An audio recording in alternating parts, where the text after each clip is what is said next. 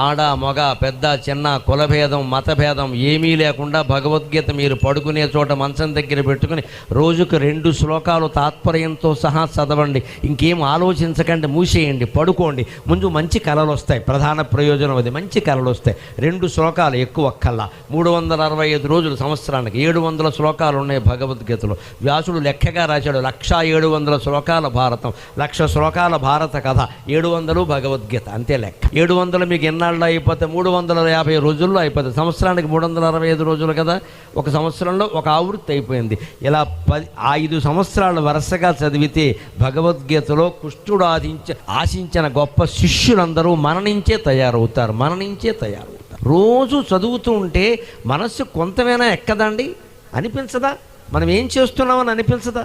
చదవాలి కదా ముందు. ఆధ్యాత్మిక విద్య నేర్చుకునే విషయంలో అప్రమత్తంగా ఉండు, అజాగ్రత్త వద్దు.